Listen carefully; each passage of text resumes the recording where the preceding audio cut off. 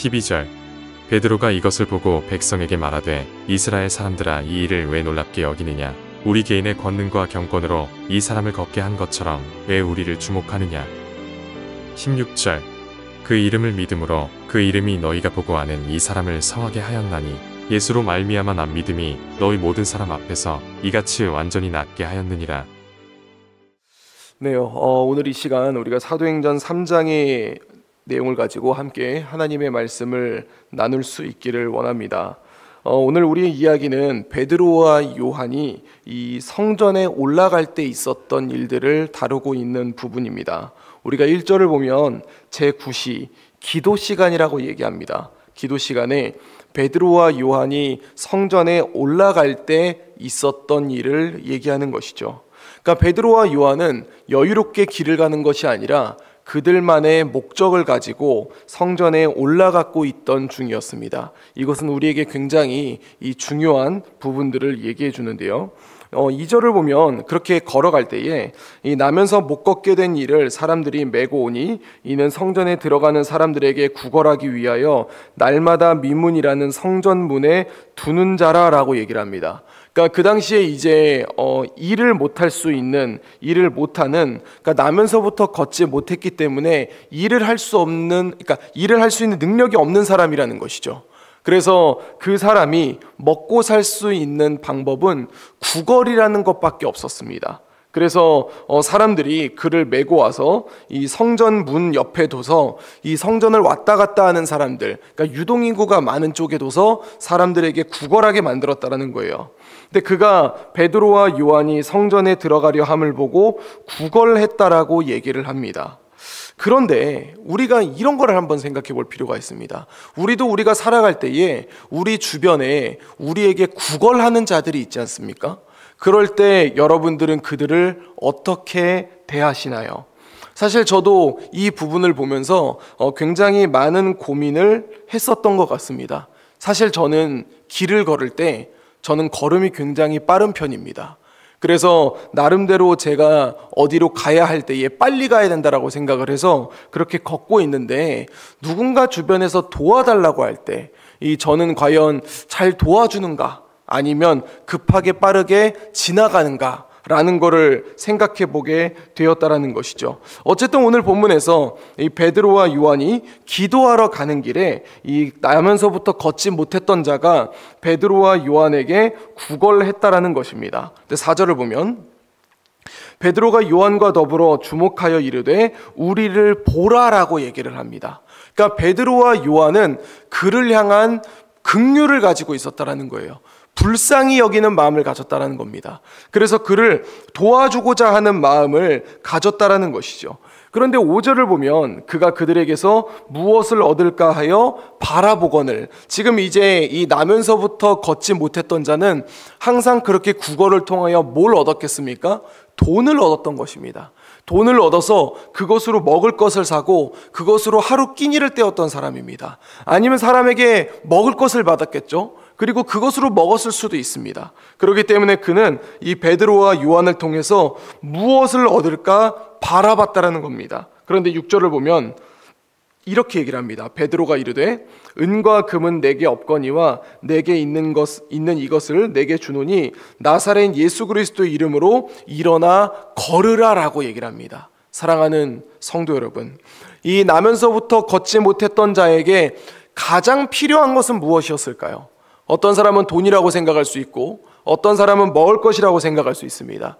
또 그를 성전 문까지 들고 왔던 사람들은 그가 일할 수 있도록, 구걸할 수 있도록 성전 문까지 옮겨다 주는 거라고 생각할 수 있습니다. 그런데 베드로와 요한은 그에게 진짜 필요한 것은 돈도 아니고 먹을 것도 아니고 성전까지 옮겨주는 것이 아니라 그를 일어나게 하는 것이었다라고 그들은 판단했습니다. 그런데 이게 이제 일반적인 사람이 할 수 없는 일이라는 것이죠. 그러자 베드로와 요한은 이렇게 얘기를 합니다. 나사렛 예수 그리스도 이름으로 일어나 걸으라라고 얘기를 하죠. 그러자 그가 발과 발목에 힘을 얻고 8절을 보면 뛰어 서서 걸으며 그들과 함께 성전으로 들어가면서 걷기도 하고 뛰기도 하며 하나님을 찬송했다라고 얘기를 합니다. 우리는 오늘 본문을 보면서 독특한 장면이 하나 있습니다. 베드로와 요한이 그들을 고쳐줬습니다. 그러면 그는 누구를 찬송해야 되냐면 베드로와 요한을 찬송해야 됩니다. 그런데 그는 지금 하나님을 찬송했다라고 얘기를 하죠. 그러면서 9절을 봐도 모든 백성이 그 걷는 것과 하나님을 찬송함을 보고 라고 이렇게 얘기를 합니다. 이것은 우리가 이걸 보면서 뭐를 알 수 있냐면 베드로와 요한이 행했던 그 모든 행동과 말들이 하나님의 은혜가 임했다라는 것을 그들에게 얘기해 주었다라는 겁니다. 내가 고쳐줬어, 내가 너에게 이 힘을 줬어가 아니라 나에게 있던 예수 그리스도의 그 능력이 너에게 가서 너가 힘있게 일어날 수 있게 되었다라는 것을 얘기해 주고 있는 것입니다. 그런데 이것은 이제 베드로와 요한과 그리고 다시 일어서게 된 자와의 그런 대화였겠죠. 그런데 옆에 있는 사람들은 그것에 대해서 제대로 알지 못했습니다. 그러면서 그가 놀라서 그가 뛰어다니는 것을 보면서 그냥 놀랍게 여겼던 것 뿐이죠. 그러자 이제 12절을 보면은 베드로와 요한이 이 사람들 앞에서 이렇게 얘기를 합니다. 베드로가 이것을 보고 백성에게 말하되 이스라엘 사람들아 왜 이 일을 놀랍게 여기느냐, 우리 개인의 권능과 경건으로 이 사람을 걷게 한 것처럼 왜 우리를 주목하느냐라고 얘기합니다. 사랑하는 성도 여러분, 우리에게 이 베드로와 같은 마음이 필요할 줄로 믿습니다. 우리는 퍼뜩하면 우리의 이름을 높입니다. 우리가 사람들이 모여서 이렇게 신앙생활을 할 때에 그런 얘기를 하죠. 내가 유초등부 교사할 때 애들이 몇 명이었어. 내가 청소년부 교사할 때 우리 반에 새로운 애들이 몇 명이었어. 또는 내가 주방에서 이렇게 봉사했을 때 내가 그럴 때 사람들이 정말 많이 와서 우리 주방이 풍성했어. 뭐 이런 것처럼 우리는 이제 내가 이런 이야기들을 굉장히 많이 할 때가 있습니다. 그런데 베드로는 오늘 뭐라고 얘기를 하냐면은 사람들에게 왜 놀랍게 여기죠? 마치 나의 권능과 경건으로 이 사람을 걷게 한 것처럼 왜 나를 바라봅니까? 당신들은 우리를 바라볼 필요가 없습니다. 지금 이 일이 일어난 것은 우리로 하여금 일어난 것이 아니라 예수 그리스도를 통하여 이 일이 일어났기 때문입니다. 여러분들은 우리를 바라볼 것이 아니라 하나님을 바라봐야 되고, 여러분은 우리를 바라볼 것이 아니라 예수님을 바라볼 수 있어야 됩니다. 그러면서 베드로와 요한은 이 사람들이 모였을 때에 이 사람들에게 복음을 전하기 시작합니다. 그러면서 예수님에 대해서 이야기를 하면서 16절을 보면은요, 그 이름을 믿음으로 그 이름이 너희가 보고 아는 이 사람을 성하게 하였나니 예수로 말미암아 난 믿음이 너희 모든 사람 앞에서 이같이 완전히 낫게 하였느니라. 지금 이 사람은 나면서부터 걷지 못했고, 이 사람은 항상 성전 문 앞에서 구걸을 했고, 그러니까 당신들은 왔다 갔다 하면서 이 사람을 언제든지 보지 않았습니까? 그런데 이 사람이 일어났던 것은 바로 예수로 말미암아 일어나게 된 것입니다 라고 그렇게 이야기를 하고 있는 것이죠. 그러나 안타까운 것은 그 예수님을 이 유대인들이 어떻게 했냐면 십자가에 못 박았던 것입니다. 그러면서 이제 베드로가 무엇이라고 이야기하는가? 19절을 보면은요, 그러므로 너희가 회개하고 돌이켜 너희 죄 없이 함을 받으라. 이같이 하면 새롭게 되는 날이 주 앞으로부터 이를 것이요. 그러니까 당신들이 회개하고 하나님 앞에 돌아올 때 하나님과의 관계가 생겨져서 여러분들은 하나님의 자녀가 될 수 있습니다라고 베드로는 얘기하고 있습니다. 사랑하는 성도 여러분, 베드로의 이 이야기에 우리는 주목해 볼 필요가 있습니다. 베드로는 기회만 되면 복음을 전하려고 합니다. 기회만 되면 예수님을 전하려고 합니다. 지금 사실 베드로와 요한이 그냥 사람들을 모아서 이야기한 것이 아니라 예수님의 이름으로 말미암아 이 나면서부터 걷지 못했던 사람들을 일으켰고, 그렇게 일으켰을 때 사람들이 그들을 주목했고, 그때를 노려서 그들에게 뭐를 선포한 거예요? 복음을 선포하고 있다라는 것입니다. 그러면서 이 예수님이 이제 모세로부터 시작하여 사무엘 때부터 시작해서 모든 선지자들이 얘기했던 그런 예수님이라고 그렇게 이야기를 하면서 본문 마지막에 하나님이 그 종을 세워 복 주시려고 너희에게 먼저 보내사 너희로 하여금 돌이켜 각각 그 악함을 버리게 하셨느니라. 이러면서 그들에게 이제 예수님 믿으시라고 그렇게 이야기를 하면서 사도행전 3장을 마무리하게 됩니다. 사랑하는 성도 여러분, 이 베드로의 복음 전파를 인해서 어떤 일이 일어났는가? 결국 4장의 초반부를 보면은 4장 4절만 잠깐 보면은요, 4장 4절을 보면은 말씀을 들은 사람 중에 믿는 자가 많으니 남자의 수가 약 5천이나 되었다라고 얘기를 합니다. 이만큼 이 베드로와 요한 그리고 또 사도들은 틈만 나면 사람들에게 복음을 전하는 그런 이제 사역들을 감당했었습니다. 오늘은 주일입니다. 오늘 주일 우리가 예배의 자리에 모여 하나님 앞에 예배를 드릴 때 우리가 그 하나님으로부터 말씀을 듣고 그 말씀으로 말미암아 우리가 권능을 얻고 그 권능을 얻음으로 말미암아 우리 일상에 돌아가서 사람들에게 복음을 전할 수 있는 우리 교회가 될 수 있기를 주님의 이름으로 간절히 소망합니다. 그래서 우리 삶에 있어서 모든 사람들에게, 정말 세상에 있는 사람들, 예수님을 모르는 사람들 보면은 불쌍한 마음 들지 않으세요? 그들이 아무리 좋은 차를 타고 다니고 아무리 좋은 집에 있다고 할지라도 그들로부터 우리가 부러움을 갖는 것이 아니라 예수님을 모르는 그들이 불쌍히 여겨지고 그에게 복음을 전해야겠다라는 그런 마음을 가져야 되는 것이 우리의 마음일 줄로 믿습니다. 그래서 그들에게 배려하고 그들을 섬기고 그래서 그들로 말미암아 예수님의 이름을 높이게 하고 그리고 사람들에게 주님의 복음을 전할 수 있도록 해야 하는 것이 우리의 삶이어야 될 줄로 믿습니다. 이제 오늘 하루가 시작됩니다. 오늘 우리는 주님 앞에 예배를 드리는 그런 주일입니다. 그 시간을 통하여 그 예배 자리에 기대하는 마음으로 나아가시고 그 예배를 통하여 주님 앞에 충만한 은혜를 받음으로 말미암아 새롭게 시작되는 한 주, 이 주님이 주신 권능으로 사람들에게 복음을 전할 수 있는 우리 재건부평교회 모든 성도님들이 될 수 있기를 우리 주 예수 그리스도 이름으로 간절히 축원드립니다. 기도하겠습니다. 이제 오늘 받은 말씀으로 함께 기도하겠습니다. 베드로를 통해 치유되는 기적이 일어나도 자신의 이름이 아니라 하나님의 이름과 예수님의 이름을 높이는 모습을 바라보게 하옵소서.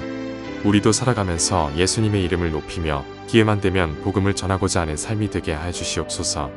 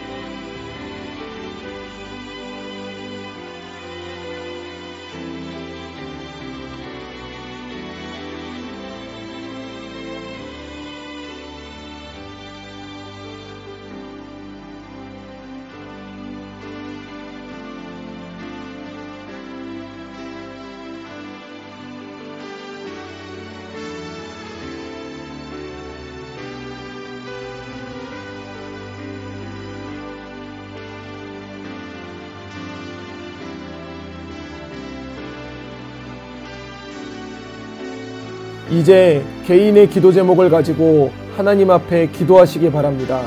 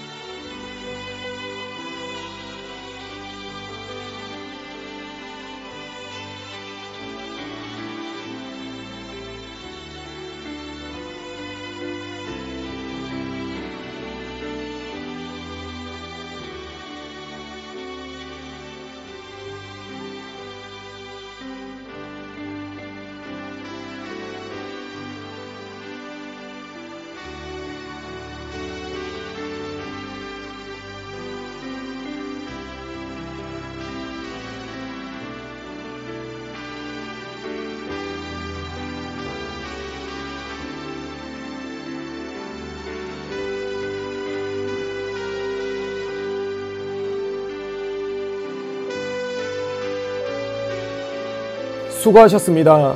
오늘도 하나님의 인도하심 가운데 승리의 하루를 보내시는 우리 재건부평교회 모든 성도님들이 되시기를 주님의 이름으로 축복합니다.